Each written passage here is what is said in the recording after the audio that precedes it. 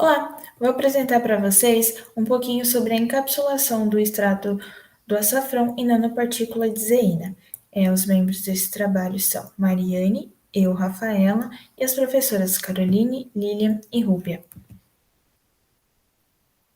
Uma das proteínas derivadas do endosperma do grão de milho é a zeína. A aplicação dessa proteína do milho agrega valores pouco conhecidos e explorados a esse cereal.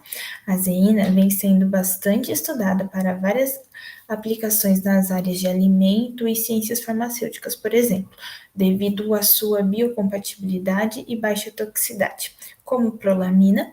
A zeína é um produto altamente hidrofóbico, solúvel em soluções alcoólicas. O grão de milho é formado por 4 estruturas físicas, como representado aqui nas imagens: o endosperma, o germe, o pericarpo, que é a casca, e a ponta. Essas estruturas se diferem em composição química e na disposição interna dos grãos, tendo que o endosperma representa aproximadamente 83% do peso seco do grão e consiste principalmente em grânulos de amido. Em média, 88,8% consistem nas proteínas de reserva, zeína. Agora falando um pouquinho sobre as metodologias de preparação de zeína, né, de nanopartículas de zeína. Existem diferentes metodologias descritas na literatura para a preparação de nanopartículas de zeína, utilizadas para carregamento com diferentes compostos: a nanoprecipitação, a dispersão líquido-líquido, a separação de fases e a eletropulverização. Contudo, a nanoprecipitação e a dispersão líquido-líquido são as mais utilizadas. A técnica de nanoprecipitação antidissolvente é baseada nas diferenças de solubilidade de uma proteína em diferentes solventes, em função do pH, força iônica e eletrólitos. O método envolve a adição de um não solvente a uma solução para induzir a supersaturação, levando à precipitação do soluto e à formação de nanopartículas. É importante ressaltar que é preciso selecionar o solvente e antissolvente com muito cuidado, para que sejam adequados, considerando sua miscibilidade na faixa de concentração que serão utilizados. Assim, o método de dispersão líquido-líquido consiste no mesmo método de nanoprecipitação antidissolvente, só que com as diferentes solubilidades de zeína em etanol e água sendo explorados para produzir nanopartículas. A interação do álcool e da água atua diminuindo a concentração do etanol, reduzindo a solubilidade de zeína e ocasionando sua produção na forma de nanopartículas. Os benefícios dessas metodologias são que não demandam equipamentos complexos e envolvem condições diretas de preparação. Eles são de baixo custo e fornecem eficiência de encapsulação satisfatória para ingredientes ativos. Um pouquinho agora sobre os materiais e métodos. Em todos os experimentos foram utilizados a zeína, o etanol, o caseinato de sódio, o extrato de cúrcuma e a água ultrapura. Aí o método de preparação de zeína, de caseinato de sódio, foi ligeiramente modificado dos artigos base, que foi o Liu e o Chang. Então, primeiramente, a zeína em pó foi pesada com precisão e dissolvida em etanol aquoso 85% fração de volume. Na solução foi incorporado o extrato de cúrcuma equivalente a 5, 10 e 20%, contendo o extrato em cada recipiente sob agitação contínua em um agitador magnético a temperatura ambiente por 1 hora. Foram preparadas soluções de zeína com o extrato excerto de 0, né? Equivalente a 0, 5, 10 e 20. As soluções foram diluídas vagarosamente sob agitação magnética contínua com solução contendo caseinato de sódio, previamente diluída em água ultrapura. O solvente residual da nanodispersão foi removido por um evaporador rotativo durante 10 minutos a 45 graus.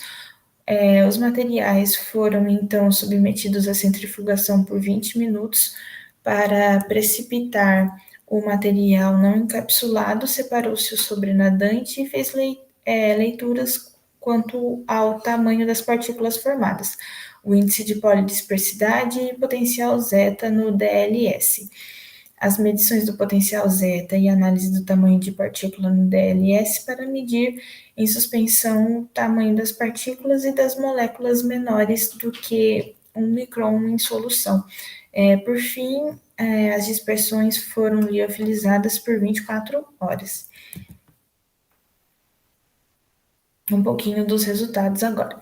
Dentre os resultados observados, tem-se o índice de polidispersidade, o IP, que é uma medida de uma amostra com base de tamanho. A polidispersão ocorre devido à distribuição do tamanho em uma amostra, aglomeração ou agregação de amostra durante o isolamento ou análise.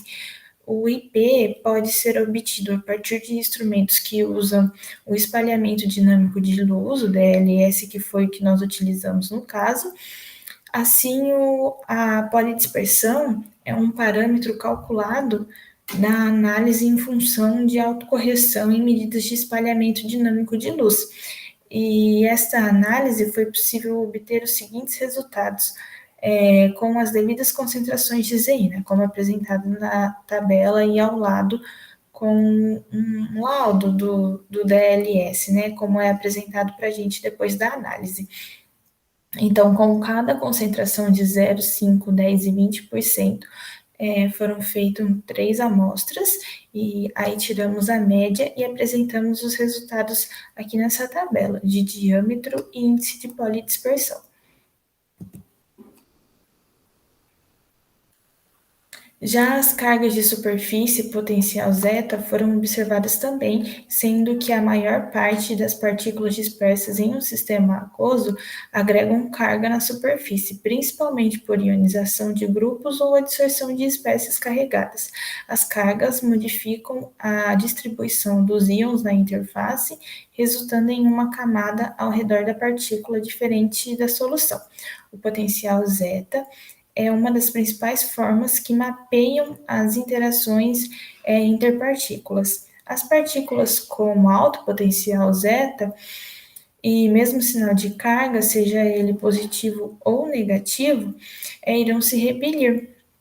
Aí, para moléculas e partículas pequenas e com densidade baixa, o suficiente para permanecer em suspensão, um alto potencial zeta apresenta estabilidade, sendo que a solução ou dispersão terá tendência à agregação. Agora, aqui na tabela 2, é praticamente igual a 1, só que com o potencial zeta que foi obtido através do DLS, né?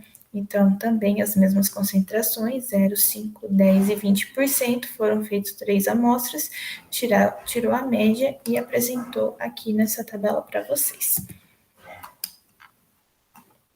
A conclusão. O método para encapsulação de nanopartículas de zeína carregadas em extrato de açafrão com estrutura de revestimento de caseinato de sódio ainda está sendo estudado. Em princípio, pode-se considerar que a melhor condição obtida foi o extrato de açafrão a uma concentração de 5% de zeína, tanto para tamanhos reduzidos de partícula quanto para o potencial zeta e índice de polidispersidade. Os dados estão coerentes com os encontrados na literatura, no entanto, novos estudos estão sendo realizados. Em agradecimento ao Núcleo dos Professores da Universidade Tecnológica Federal do Paraná, pelo suporte na realização dos experimentos e análise dos dados.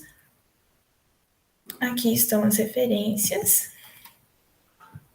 E obrigada por assistirem até aqui e pela atenção. Até mais.